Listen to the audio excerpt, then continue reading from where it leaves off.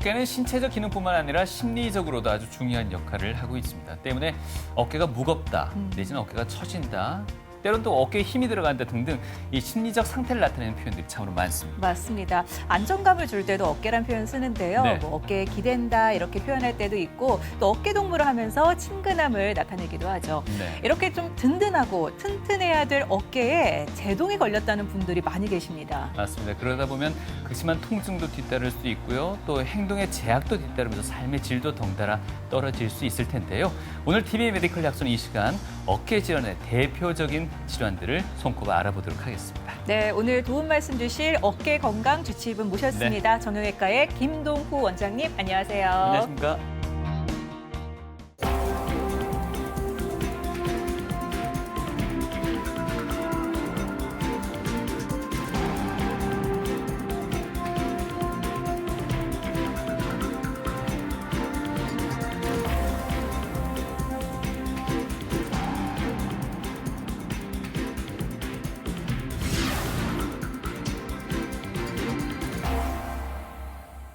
네, 어깨는 우리 신체 중에서 유일하게 360도 회전하는 관절이라고 합니다. 그렇다 보니 활동 범위도 넓고 네. 그만큼 또 사용량도 많아져서 하루에 한 4천 번씩은 또 움직인다고 하네요. 네, 근데 이게 조금 서글픈 표현이긴 한데 네. 이게 관절을 분필에도 좀 비유를 합니다. 쓰면 쓸수록 닳는다는 그런 얘기인데 특히나 이 어깨 관절 같은 경우는 구조 자체가 조금 취약하기 때문에 더 위험에 노출이 많이 된다고 들었습니다. 그렇습니다. 어떻습니까? 어깨는 무릎이나 발목처럼 무게를 지탱하는 관절은 아니지만 네. 특히 고관절과 어깨는 운동 범위가 굉장히 넓습니다.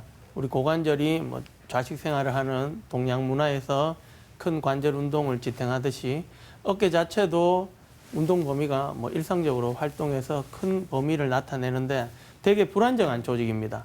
우리가 뭐 골프를 좋아하실지 모르겠지만 골프 티 위에 골프 공이 얹어져 있다고 보시면 됩니다. 네. 근데 그 주위에 우리 뭐 유현진 선수가 수술했던 관절 와순, 슬랩이라는 게 있어서 조금 더 안정성을 가지긴 하지만 그 태어났는 태생부터가 되게 불안정한 조직입니다. 어깨는. 그래서 뭐 꼭 힘을 받는 조직이 아니지만 퇴행성 변화로 인해서 회전근개 파열이라든가 뭐 다른 관절에 염증을 생겨서 통증을 일으키는 경우가 굉장히 많이 있는 조직입니다.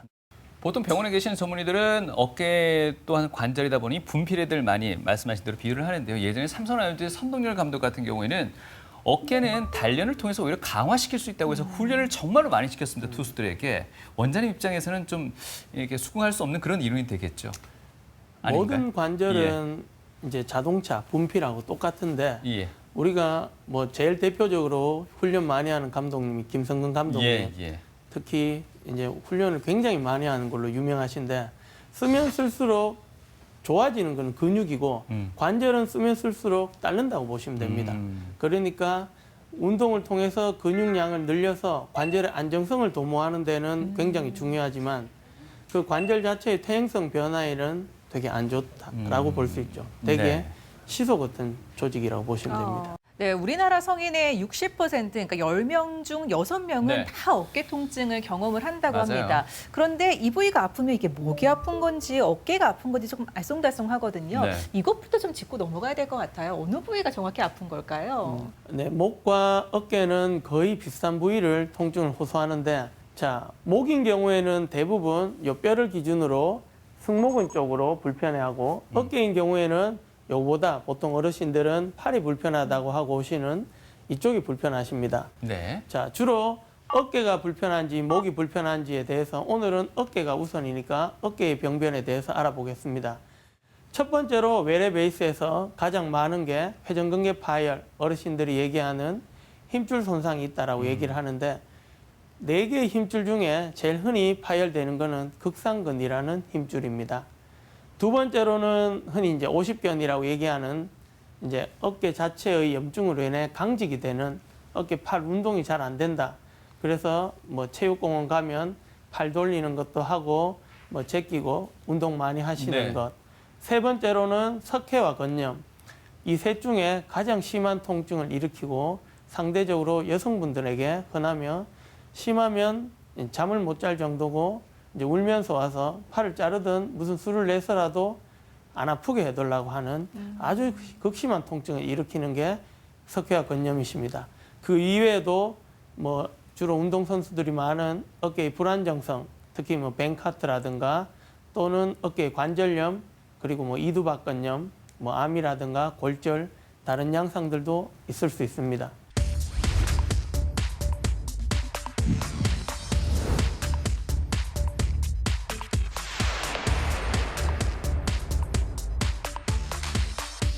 자, 오늘 어깨에 대해서 이야기를 나눠볼 텐데요. 네. 앞서서 흔하게 발생하는 어깨 질환, 회전근개 파열, 오십견, 그리고 참 아프다는 석회화 건염까지 언급을 해주셨습니다. 예. 살짝 이거를 구분지을 수 있는 방법이 있다면 어떻게 볼 수 있을까요? 자, 첫 번째로는 통증을 볼 수 있습니다. 예. 통증은 당연히 석회화 건염 1등입니다.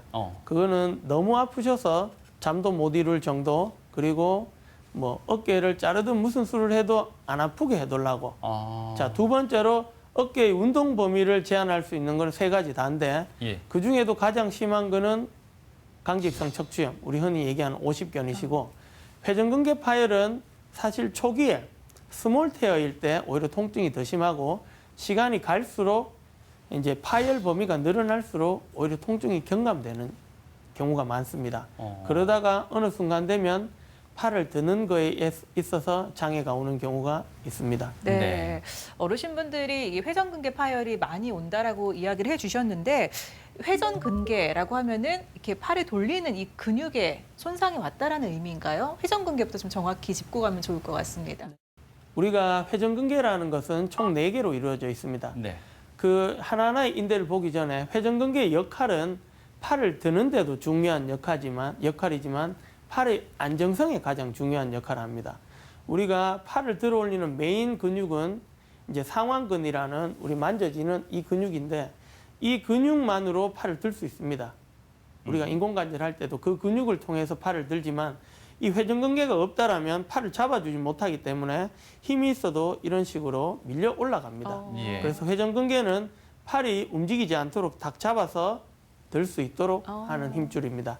그거에는 총 4개의 힘줄이 있고, 앞쪽에 한 개인 견갑하근, 뒤쪽으로 극상근과 극하근, 소원근 총 4개의 힘줄이 있습니다.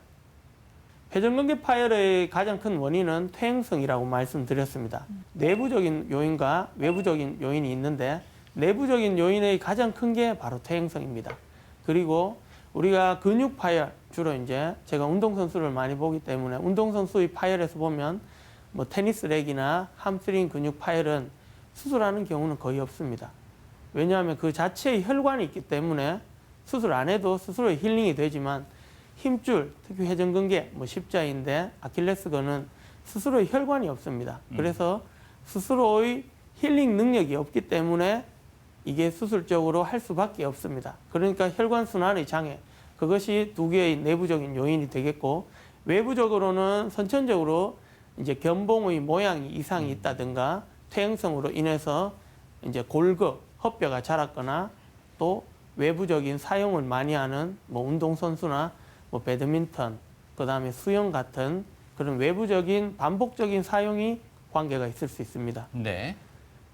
그리고 이 사진은 MRI 상에서 이제 흰색 부분이 회전근개 파열을 나타냅니다. 제가 항상 MRI를 설명드릴 때 검은색은 고체, 흰색은 액체, 그리고 흰색은 다 나쁜 거라고 생각하시면 됩니다.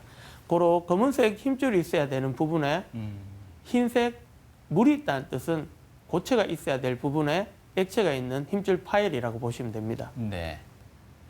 자, 그리고 이제 외부적인 요인 중에 하나가 견봉 하의 골격, 한마디로 무릎에 인공관절 하시는 어르신들 보면 자꾸 뭐 뼈가 만져진다라고 하는 게 골격입니다.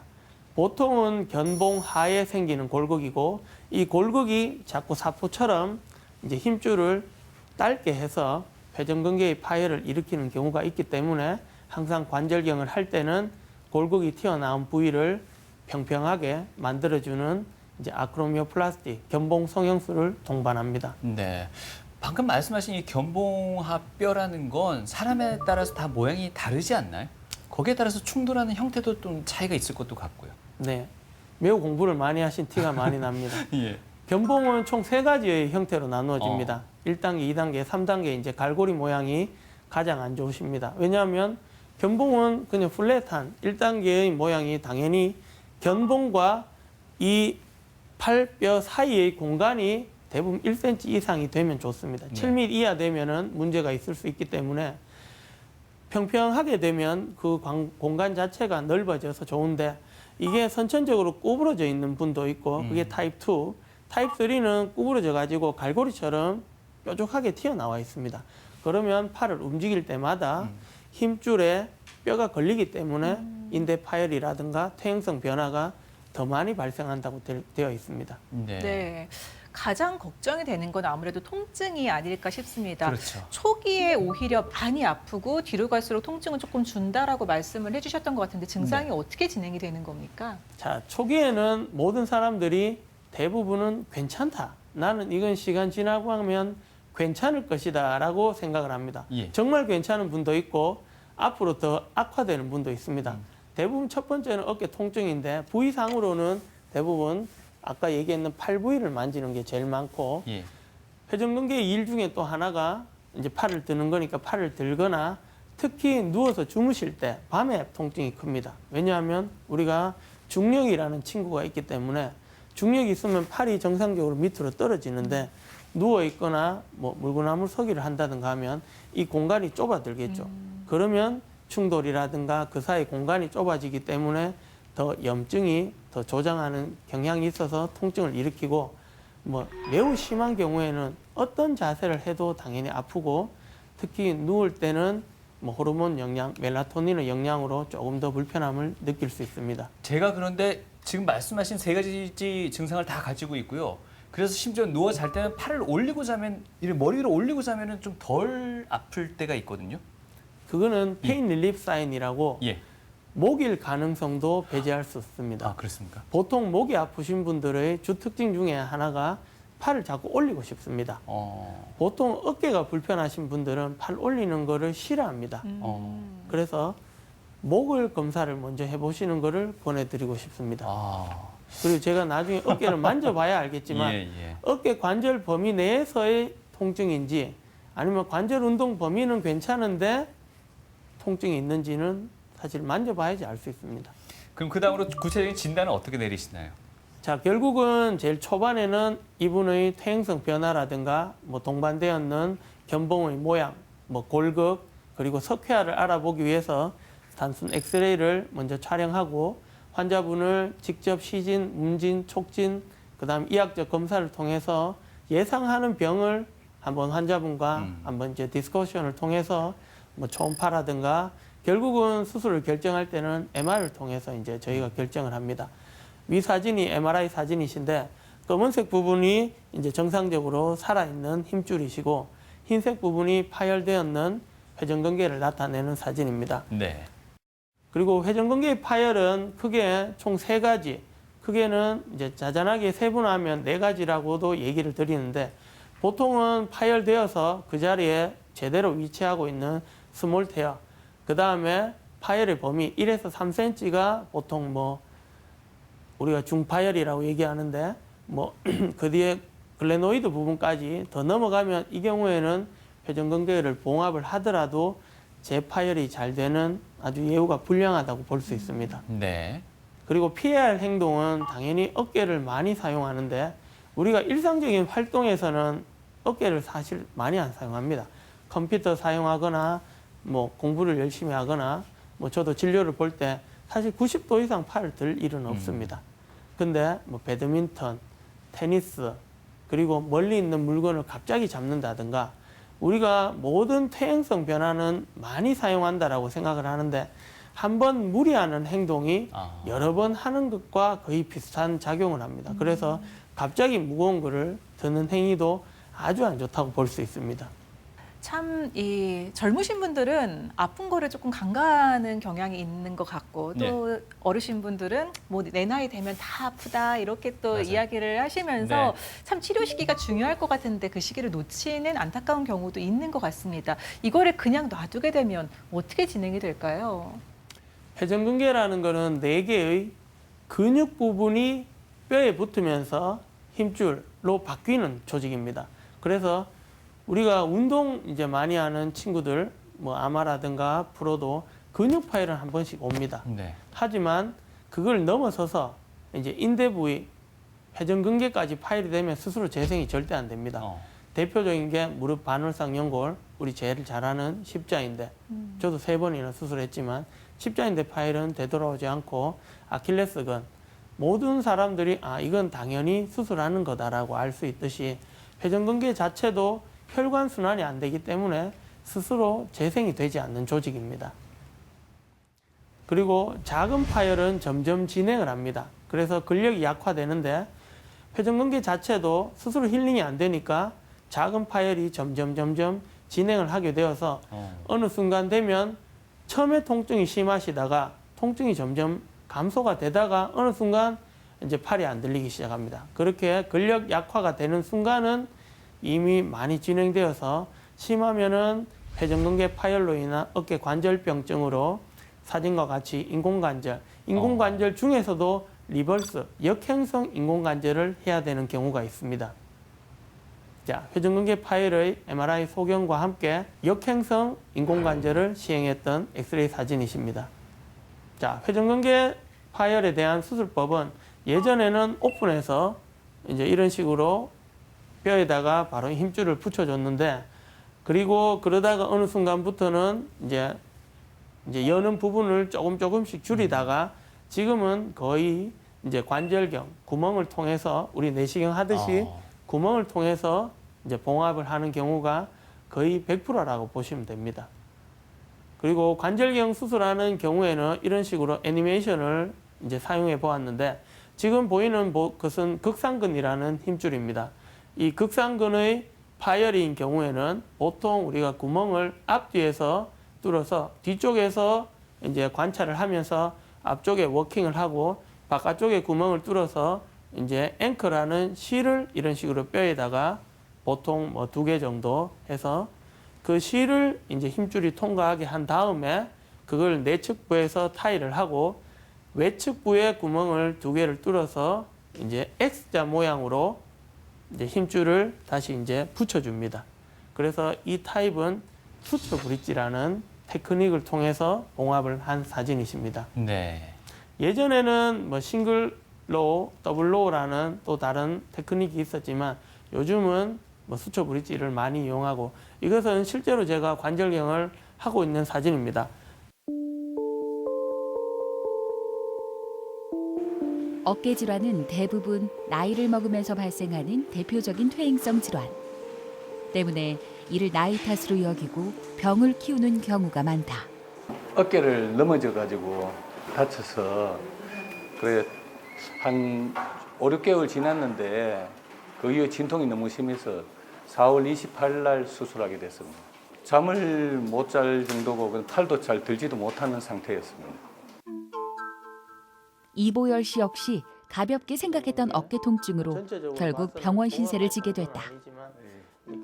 진단 결과는 어깨 충돌 증후군. 이 질환은 중장년층 어깨 통증의 주범으로 어깨뼈와 팔뼈 간격이 좁아지면서 그 사이에 힘줄과 충돌해 통증이 나타난 것이다. 관절경, 우리 이제 흔히 내시경이라고 얘기하는 구멍만 3개 뚫어서 환자분 관절 내를 먼저 관찰한 다음에 상당히 벌겋게 달아올라 있습니다. 그게 염증이 심하면 신생혈관들이 이 근처로 다 모이게 됩니다. 그래서 피가 나와서 선지처럼 굳어 있어서 그 관절낭 자체를 다 이제 열어줌으로써 팔을 들고 색소폰 연주도 편안하게 하고, 그리고 더불어서 그분 회전근개 부분 파열이 있는 부분도 같이 전기 소작기로 코아귤레이션을 하면서 뼈가 튀어나온 부분도 뼈를 이제 제거를 해서 충돌 증후군이라든가 추후에 발생할 수 있는 회전근개 손상의 이제 악화를 막기 위해서 시술한 겁니다. 움직일 때마다 찾아오는 어깨 통증의 공포. 색소폰 연주가로 활동하던 보열 씨에겐 큰 장애였지만 다행히 수술을 받은 지 6주 만에 일상을 되찾을 수 있었다. 연주하시는 데는 불편함은 없으시죠? 아유, 많이 좋아졌습니다. 다행이시죠. 처음에는 그 다친 후에 악기를 잡기가 되게 힘들었는데 예, 수술 경과가 좋은지 지금은 연주에 크게 지장이 없습니다. 오케이. 일상의 활력을 불어넣는 색소폰처럼 움츠러든 어깨 관절의 활력을 위해선 꾸준한 스트레칭과 관리가 중요하다.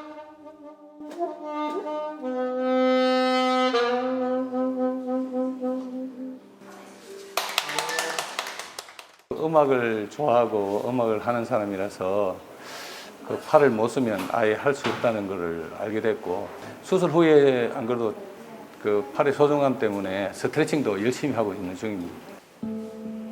우리 몸에서 유일하게 회전이 가능한 어깨. 직업 특성상 무거운 짐을 많이 드는 손양환 씨에게 어깨 질환은 늘 따라다니는 고질병이 되었다. 인테리어 내장 목수를 하니까 천장 석고 작업하면 항상 이렇게 들고 받치고 이렇게 하니까 이제 그게 누적돼서 막 그런가 본데, 하기 전에는 이게 막 뜨끔거리고 약간 그런 건 있었는데 좀 미련 떨다고 그런 별로 이제 생각해버렸지. 당시 양환 씨의 왼팔은 극심한 통증으로 들기조차 힘든 상태였다. 오른쪽 팔은 아직 들리시지?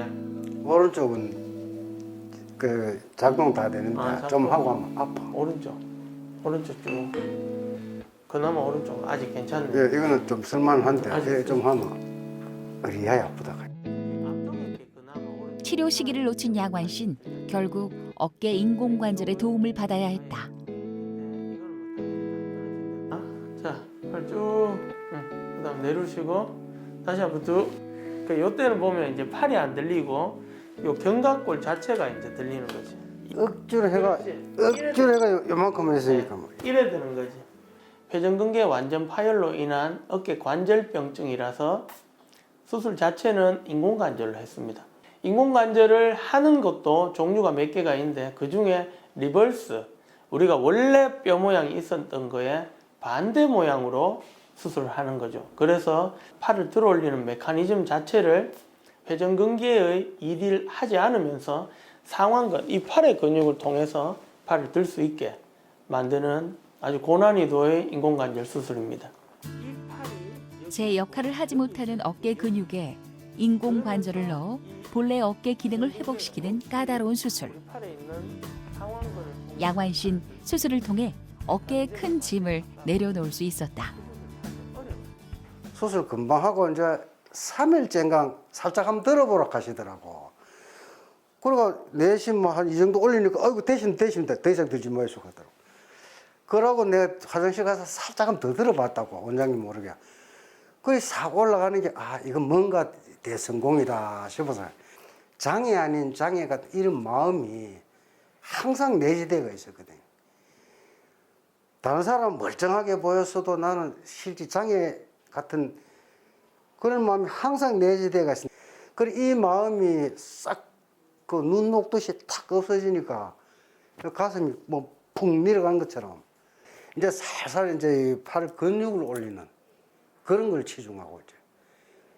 그래 뭐 무리하게 아직 막 땡긴다든지 뭐 민다든지 이런 건 조금씩 힘을 덜 주고 근력을 조금씩 올리려고. 강한 자극이나 무리한 운동으로 인해 어깨 힘줄, 즉 회전근개 부위가 끊어지면 근육의 힘이 점점 약해지게 된다. 이럴 땐 약물 치료보단 수술이 보다 더 효과적일 때가 많다. 회전근개 파열과 함께 아주 큰 휴지한 오스테오파이트, 이제 골격이 있는 분이십니다. 그리고 이 극상근 앞쪽으로도 염증이 매우 심하셔서 밤에도 통증이 심하여서 이제 주무시기도 매우 힘들었던 분이십니다. 그래서 오늘은 관절경 하에 회전근개 봉합술과 함께 견봉화 감압술, 이제 뼈 조각을 제거하는 수술을 시행할 예정입니다. 최소한의 절개로 환자의 통증을 줄여줄 뿐만 아니라 출혈과 세균 감염의 위험성을 낮춰주는 관절경 수술. 미세한 기구를 사용하는 정밀한 수술인 만큼 임상 경험이 많은 전문의일수록 수술 후 환자의 만족도가 상당히 높다. 우리가 뭐 함스트링이나 근육 파열은 스스로 이제 힐링이 되는 이유가 혈관이 있기 때문에 스스로 먹고 살 게 있습니다. 근데 회전근개와 같은 것들은 스스로 먹고 사는 혈관이 없기 때문에 우리가 기계적으로 완전 파열이나 50% 이상의 파열일 때는 이제 우리가 보통은 저는 이제 거의 100% 관절경으로 회전근개 봉합술을 시행하고 있습니다. 회전근개 파열 환자의 사례를 만나봤는데요. 수술 후 바로 일상으로 복귀하면 얼마나 좋겠습니까마는 아마도 환자의 연령에 따른 또 건강 상태에 따라서 회복하는 데도 시간이 참 다르게 나타날 것 같습니다. 어떨까요? 회전근개 파열 이후의 재활은 생각보다는 시간은 어느 정도 걸립니다. 회전근개는 보기와 같이 보통 6주간의 이제 외전 보조기, 이제 팔을 벌려주는 보조기입니다. 왜냐하면 회전근개는 위에서부터 이런 식으로 붙기 때문에 이렇게 팔을 붙이면 이 주행거리가 길어지기 때문에 예. 팔을 벌려줘서 여기에 이제 텐션, 이제 힘이 받는 거를 최대한 줄여주기 위해서 보조기를 착용하는데 보통 6주 정도 착용하는데 심한 분들은 2달, 8주까지도 사용하고 보통 한 3주 정도 되면 수동적 운동, 본인이 팔을 드는 것이 아니고 CPM이라는 저희 기계를 통해서 팔을 드는 운동을 시작하고 6주째부터 능동적 운동과 함께 운동치료로 근력을 회복하기 위한 운동을 시작합니다. 네, 회전근개, 파열 수술 그리고 재활 과정까지 이야기를 들어봤는데요. 네. 이번에는 50견에 대해서 질문을 한번 드려볼게요. 주변에서도 한 40 정도가 넘어가면서부터는 이제 어깨나 뭐 목은 자주 아픈 건데 이제 나이가 그쯤 되면 50견인가 봐. 먼저 그냥 이렇게 진단을 맞습니다. 내려버립니다. 예. 50견 대체 그 병명 어떤 질환을 의미하는 건지 참 궁금하거든요. 50견이라는 말 자체가 예. 보통은 모든 병을 제하고 나서 마지막에 남는 겁니다. 사실 이거는 신드롬이라는 말이 더 맞습니다. 예. 왜냐하면 특별하게 원인이 크게 밝혀지지 않았지만 뭐 당뇨라든가 몸의 변화가 있는 경우에 호르몬 변화라든가 이런 거 있을 때 나타나는 건데 대부분은 외상이나 이런 이유 없이 천천히 팔이 굳어가면서 통증을 일으킵니다. 그래서 아까 회전근개 파열과 다르듯이 아까 회전근개 파열은 수동적인 운동일 때 괜찮습니다.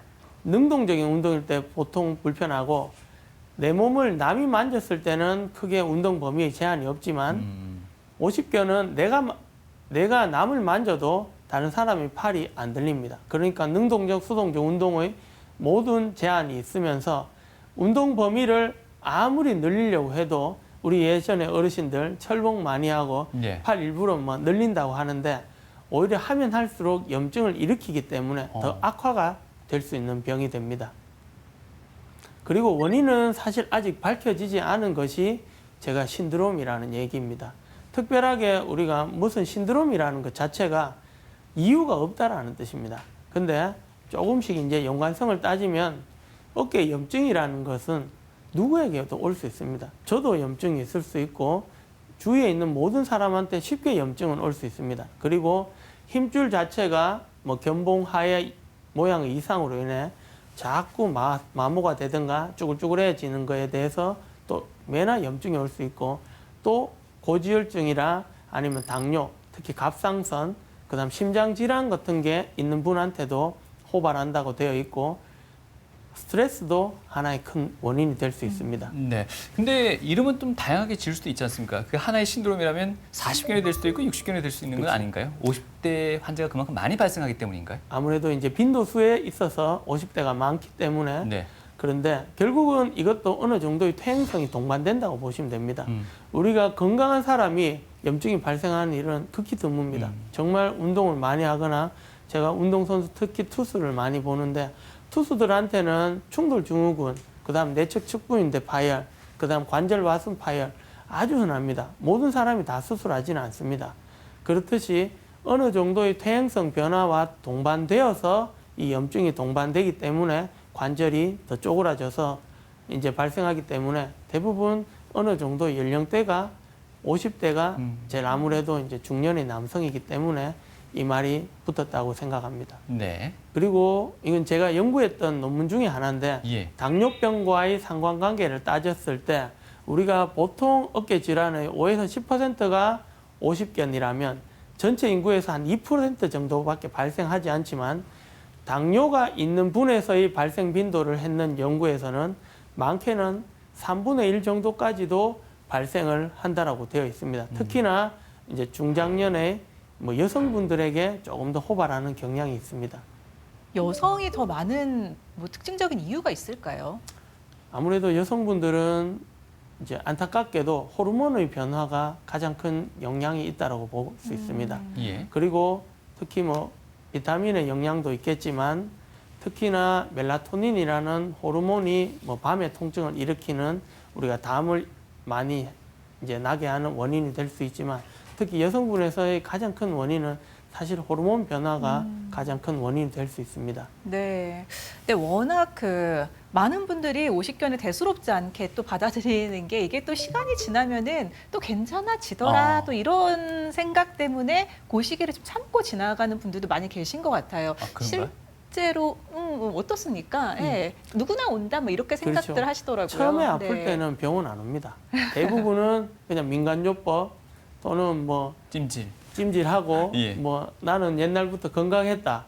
그러다가 어느 순간 되면 이제 팔이 굳어지기 시작하는데 대부분 90도 이상에서까지도 참습니다. 이제 90도 이상이 되면 뭐 괜찮아지겠지. 근데 보통 90도 이하로 되는 분들은 이제 그때부터는 심한 통증을 일으킵니다. 특히 아까도 얘기했듯이 멜라토닌이라는 호르몬 분비와 함께 주무실 때 통증이 있어서 이제 삶의 퀄리티가 떨어지면서 수면의 질도 이제 같이 떨어지면서 삶의 질이 이제 떨어지는 건데 운동 범위에 제한만 있다라면 환자분은 그냥 생활하는 분 많습니다. 결국은 병원 오는 제일 큰 이유는 통증, 두 번째로는 장애, 기능적인 장애든 구조적인 장애입니다.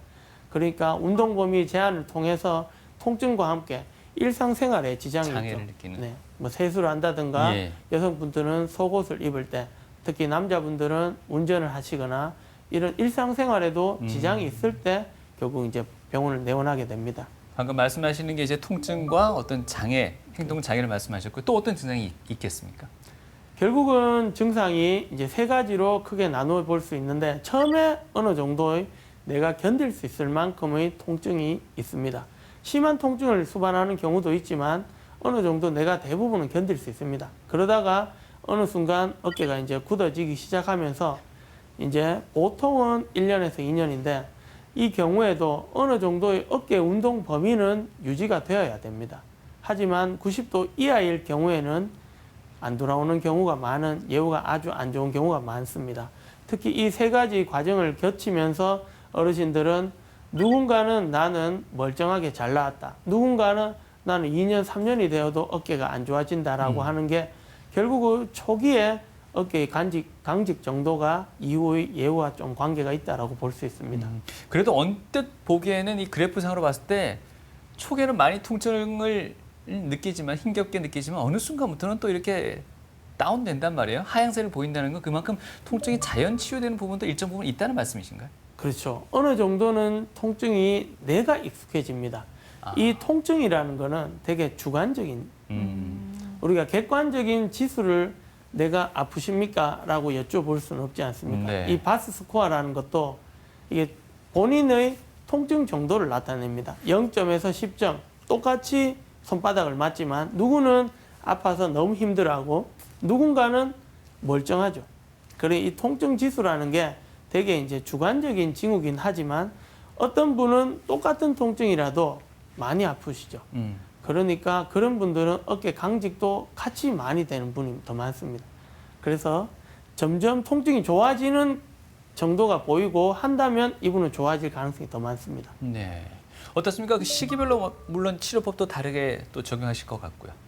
여러 가지 치료 방법이 있겠지만 네. 일단은 제일 쉽게 할 수 있는 방법은 약물과 이제 물리 치료를 쉽게 우리가 뭐 어느 병원을 가서든 할 수 있습니다.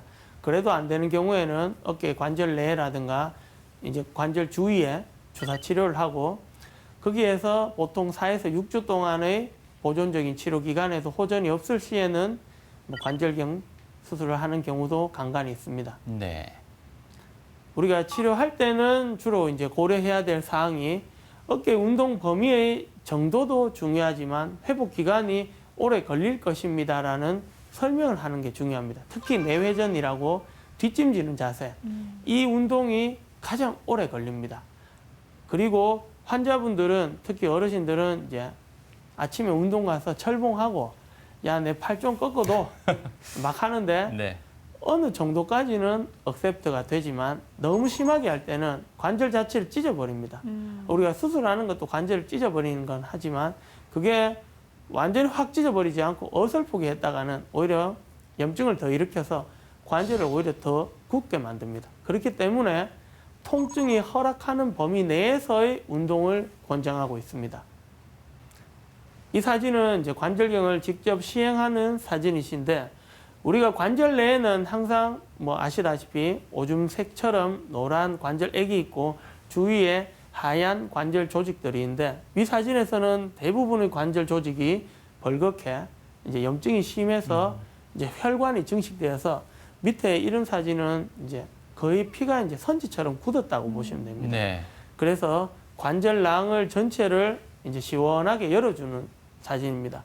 그래서 관절 조직 자체가 위와 같이 열린 상태에서 어깨 관절 운동 범위를 넓히면서 염증을 제거를 하면 사실 가장 의사를 명의를 만드는 것 중에 첫 번째가 석회화 건염, 두 번째가 강직성 이제 관절낭염입니다. 사실 하고 나서 그날 저녁부터 팔이 올라가기 때문에 환자분의 만족도는 상당히 높다고 볼 수 있으십니다. 네.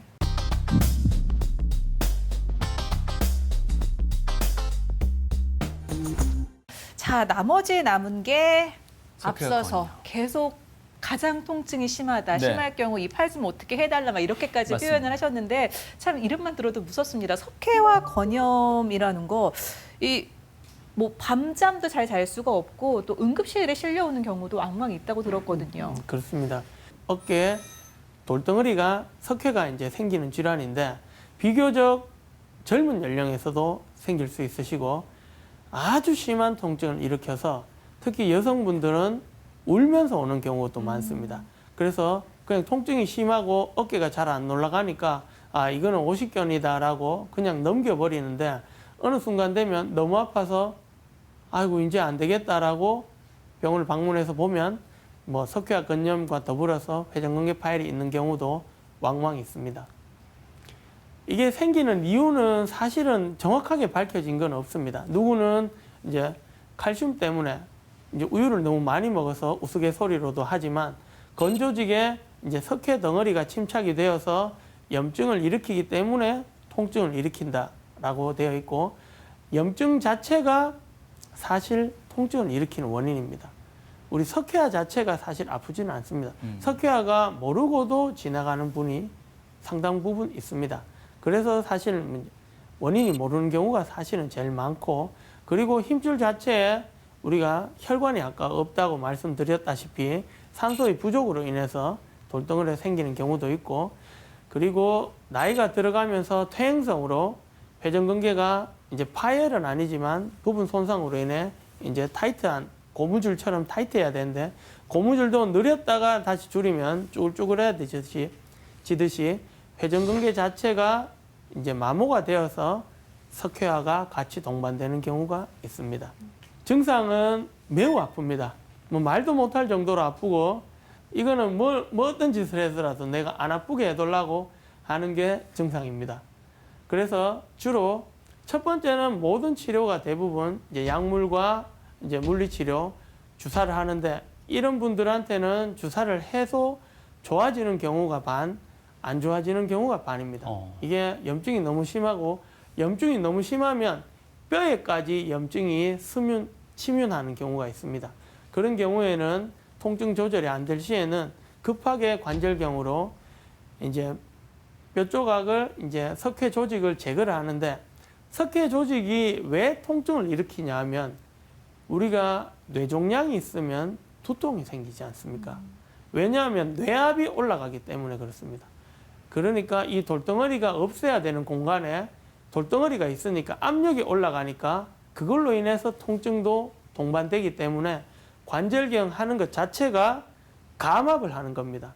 이 관절경 사진을 보시면 안에 석회화가 듬뿍 들어가 있는 사진인데 이렇게 압력이 너무 높기 때문에 바늘로 구멍만 뚫어도 안에서 알아서 나옵니다. 이 정도로 안에 압력, 지금 보이는 게 이제 우리 바늘입니다. 우리 손에 찌르는 바늘인데 네. 이제 관절경으로 하면 이게 확대가 되어 보이기 때문에 이런데 그냥 조그마한 바늘로 찔러도 이런 식으로 석회화가 안에서 뿜어져 나옵니다. 그만큼 압력이 높기 때문에 아주 심한 통증도 하나의 이제 수술의 적응증이 된다는 말씀입니다. 네. 앞서 그 요로결석하고 잠시 비교를 하셨는데 요로결석 같은 경우에는 돌을 그 체외파 충격을 통해서 이렇게 깨는 방법도 저희가 들은 적이 있는데요. 이런 경우에는 석회화를 관절경 수술 외에 체외에서 어떤 충격을 통해서 해결할 수 있는 방법은 없습니까? 있습니다. 예. 똑같이 체외 충격파라는 ESWT라는 체외 충격파를 통해서 돌을 깨는데 아주 아픕니다. 이것도.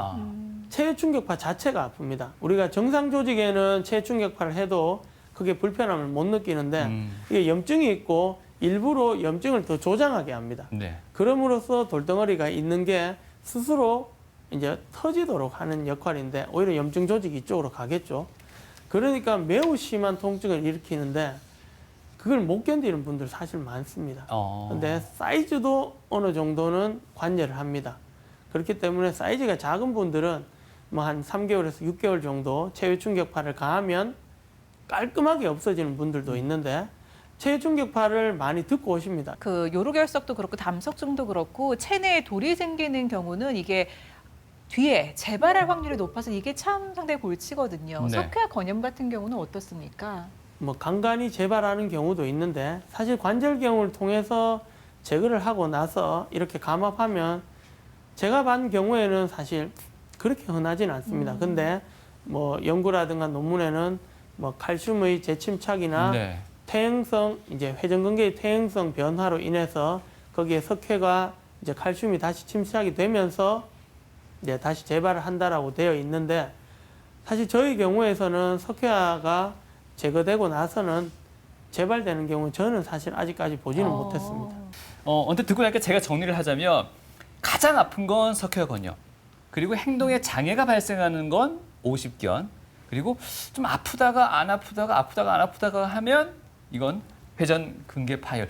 이 정도로 이해하면 좀 모순이 있을까요? 어떻습니까? 제일 쉽게 말씀 아주 잘 요리해 주셨습니다. 예. 그러니까 우리가 통증의 강도 그리고 운동 범위 이제 장애 그리고 아팠다 안 아팠다 견딜 수 있는 정도 크게 지금 세 가지로 아주 잘 요약하게 말씀 주셨습니다. 예. 네. 안 그래도 좀 더 쉬운 이해를 위해서 환자 사례를 준비해 오셨다고요. 자, 이제 남자분인데 49세 남자분 아주 이제 건실한 남자분이십니다. 그냥 우측 어깨와 이제 운동 장애, 이제 팔의 운동 장애인데 그래서 이분은 이제 왼쪽 편은 술 전에 찍었던 사진이시고 오른쪽 편은 술 후에 이제 찍었던 이제 사진을 볼 수 있으십니다. 사실 예후가 좋기 때문에 환자분들의 만족도라든가 사실 시술하는 저희 입장에서도 되게 이제 만족도가 좋기 때문에 좀 부담이 덜한 시술 중에 하나입니다. 예. 네. 이런 환자분들이 49세, 이 40대 후반 연령층의 남성들 가운데 많습니까? 어떻습니까? 정확한 빈도는 모르지만 우리가 유착성 관절낭염이 전체 인구의 한 2%, 2%. 많은 보고에서는 한 5% 정도 된다고 보고가 되어 있습니다. 네. 네. 이분은 68세 남자분이시네요. 환자분은 68세 남자분으로 좌측 어깨 통증과 함께 팔이 안 들렸습니다. 네. 사실 이분은 오른쪽 어깨도 그렇게 좋으시진 않으셨는데 통증은 있지만 팔이 어느 정도 들렸습니다. 근데 좌측 어깨는 좀 전에 보셨던 이제 동영상과 같이 거의 처음에는 팔이 들리지 않으셨습니다. 엑스레이를 보시면 왼쪽에 작은 거 2개가 이제 오른쪽이시고 이게 왼쪽 사진인데 오른쪽도 사실은 견봉하에 보면 뼈 조각이 많고 네. 이제 상완골 자체의 밑에 부분이 뼈 조각이 튀어나오는 퇴행성 관절염이 심하고 왼쪽은 보시면 뼈가 이만큼 자라면서 뭔가 공간이 좁아져 있다는 게 보이고 AP 정면에서 찍은 사진에서 보면 이 팔뼈가 위로 살짝 올라가 있습니다. 요 라인이 뭔가 조금 올라가 있다는 것을 우리가 알 수 있습니다. 그래서 이분의 술전 영상을 보시면 자, 이런 식으로 팔이 안 들려서 몸이 올라갑니다. 옆으로도 들려면 팔이 안 들리고 몸이 네. 거의 견갑골 자체가 들립니다. 그래서 이런 분들은 이제 역행성 이제 인공관절 한마디로 우리가 팔뼈 중에 이 동그란 모양이 이 팔에 오고 이쪽에 이 모양이 와야 되는데 거꾸로 되어 있죠. 힘줄이 아닌 상완근의 텐션, 그 힘을 통해서 팔이 들리도록 하는 최근에 나왔는 사실 어려운 수술입니다. 이 수술은. 왜냐하면 이 상완근의 장력을 이제 텐션, 힘을 정확하게 맞추지 않으면 사실 실패하는 경우가 상당히 많기 때문에 사실 수술이 그렇게 쉬운 수술은 아닙니다. 그래서 이분은 이제 이번에 인터뷰하러 오면서 사실 예우 좋은 분들이 가장 큰 특징은 수술하고 나면 병원을 안 옵니다. 이분도 예. 병원 하도 안 와서 제가 한번 보고도 싶고 병원 한번 오시라 해서 이제 사진을 찍었는데 이분이 이번에 인터뷰하면서 말씀하신 게 나는 장애인이었다라고 말씀을 하시더라고요. 팔이 안 들리는 거는 누구도 날 보고 장애인이라고 얘기를 하지 않고 내가 팔을 들지 않으면 장애인은 아니지만 내 마음은 항상 늘 무겁고 장애인이었다. 저도 몰랐는데 이번에 같이 이제 이야기를 하면서 말씀하시더라고요. 그래서 지금 사진 동영상 찍는데도 너무 기분 좋아가지고 네. 사실 웃으면서 찍어주시더라고요. 네. 사실 되게 부끄러워하시는데 되게 기분 좋게 해주셔서 저도 너무 감사했습니다. 평소에는 잘 모르겠는데 앉았다가 일었으면 이렇게 아침에라든지 이렇게 자고 일어나가지고 이렇게 어깨를 이렇게 펴면 이쪽에 통증이 와요. 예, 무거운 들 때마다 어깨가 아파요. 아, 우리 어머니께서 평소에 밤에 잘 때 좀 많이 아프시다고 얘기하시고 또 자고 일어나도 좀 많이 자세가 잘못돼서 그러신지 많이 불편하다고 그러시더라고요. 저희 남편은 잘 때 그 팔을 올리고 잤을 때 아침에 일어나니까 어깨가 아프다고 이야기했어요. 잘라고 하면 베개가 안 맞는가 어깨가 아파서 또 돌아눕고 그래요. 매일 이렇게 어깨 건강을 위하여 이렇게 합니다.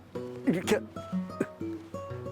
뭐 시합이라 하나 이런 거 나름대로 뭐 야구공 그런 걸 가지고 이렇게 자리에서 일어날 때 스트레칭을 꼭 눌러준다든지. 어머니께서 이제 한의원에 가서 침을 맞으러 다니시고 아침에 이렇게 밖에 나가면 운동기구들이 있어서 새벽에 잠을 좀 아파서 설치신 날은 운동기구 가서 팔 돌리는 이제 운동 같은 거를 많이 하신다고 해요.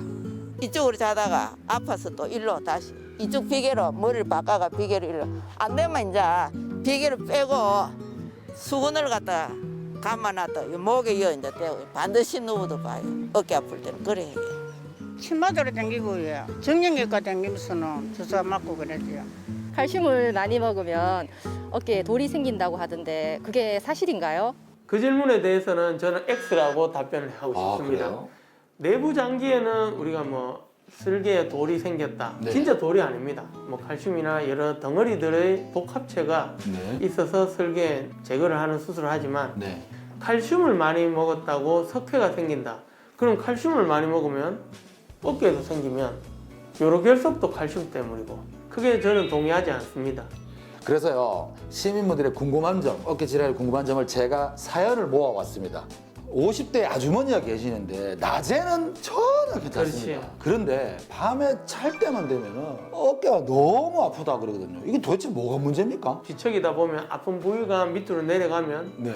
통증을 느낍니다. 자, 그게 어깨 자체의 문제 때문에도 그렇지만 네. 호르몬의 영향도 어느 정도는 있습니다.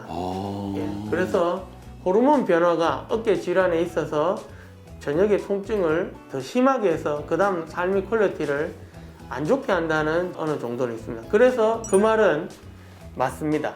우리가 어깨 아프다면서 여기를 잡는 분이 있고 어깨가 아니고 팔 아프다면서 여기 잡는 분이 있는데 예. 대부분은 요뼈를 기준으로 위에는 목일 가능성이 많습니다. 왜냐? 승모근이라는 목을 세워주는 근육의 네네. 통증이고 여기는 진짜 어깨의 가능성이 더 큽니다. 선생님 방금 말씀해 준 부분과 유사한 사연이 있는데요. 고3 학생이 자꾸 어깨가 아프다 하는데 이거는 방금 말씀하신 것처럼 승모근에 문제가 있을 수도 있겠군요. 가능성이 있죠. 아이들이 보통 컴퓨터 앞에나 공부한다고 이렇게 목을 많이 내밀고 하기 때문에 그런 거예요. 요즘은 컴퓨터 사용량이 늘어나고 휴대전화도 많이 보죠. 당연히 핸드폰 오락을 제일 많이 하겠죠. 아무래도 또 학생이니까 책상에도 정말 짧게나마 앉아있는 경우가 많고 네네. 또 요즘은 자전거를 타면서 허리랑 목이 많이 숙여집니다. 그게 또 큰 관계가 있을 수 있고 그분의 위치에 따라서 어떤 식으로 치료할지에 대해서는 결정이 될 걸로 보입니다. 보통 이렇게 자고 일어났을 때 담이 생기는 경우가 있습니다. 이것도 어깨 질환의 한 일부분인가요? 먼저 척추를 보통은 의심을 합니다. 아, 답이 왜냐하면 온다는군요.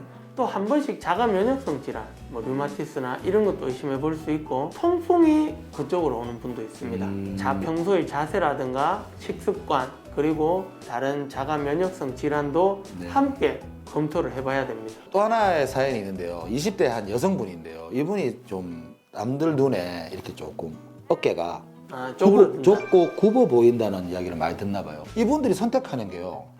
승모근 보톡스. 이걸 맞으면 펴진다. 좋아질 것이다 하는데 이게 맞나요? 이 승모근을 이제 아주 위축을 시킨다면 네. 큰일 날 소리입니다. 척추 전반적인 근육이 상당히 중요한데 그 근육을 일부러 위축시키는 거는 목에서 신경을 자르는 거랑 같습니다. 그거는 사실 MR 같은 정밀 검사를 해서 이분이 수술이 필요할지 재활이 필요할지 아니면 트레이닝을 통해서 될지는 그때그때 사실 달라서 한번 확인해 볼 필요는 있습니다.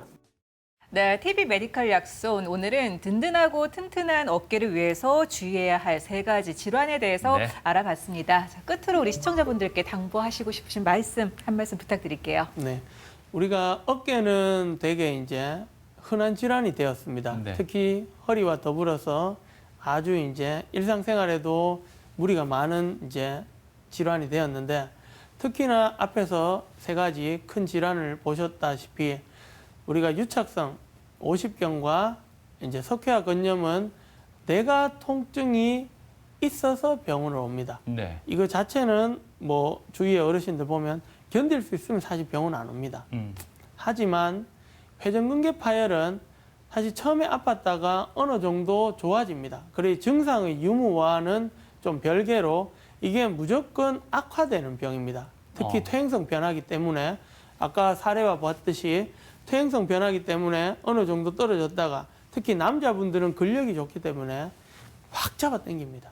그래서 너무 심해지면 팔을 들 수 없고 저런 인공관절을 해야 되는 경우가 허다하기 때문에 회전근개 파열은 증상의 유무도 관계는 있겠지만 꼭 수술적으로라든지 아니면 보존적으로라든지 꼭 치료를 해야 되고 만약에 파열이 50% 이상이라면 꼭 봉합을 해야 되는 질환입니다. 네.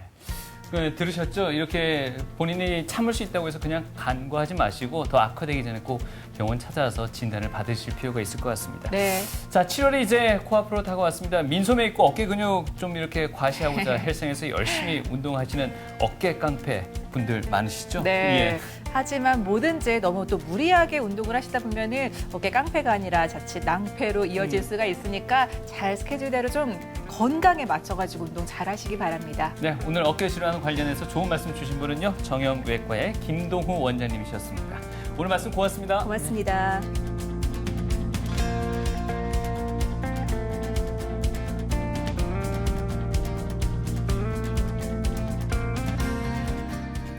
지금 바로 떠오르는 환자가 너무 많아서 사실은 뭐 지금 딱 얘기하는 거는 수술을 관절경은 늘 하는 거라서 사실 뭐 아침, 점심, 저녁 밥 먹듯이 사실은 숨 쉬듯이 하기 때문에 관절경 있는 분은 너무 많아서 떠오르지 않을 정도인데 특히 인공관절이 예후가 상당히 좋습니다. 특히 팔을 못 드시는 분들을 팔을 들게 할 수 있고 그 사람의 삶의 퀄리티를 올리게 하기 때문에 인공관절 했는 어르신들 특히 이제 연세가 80 뭐 넘으신 어르신들이 아이고 니 덕분에 그래도 찬창에 팔이나 올린다 설거지라도 한다 할 때 제일 기분이 좋습니다.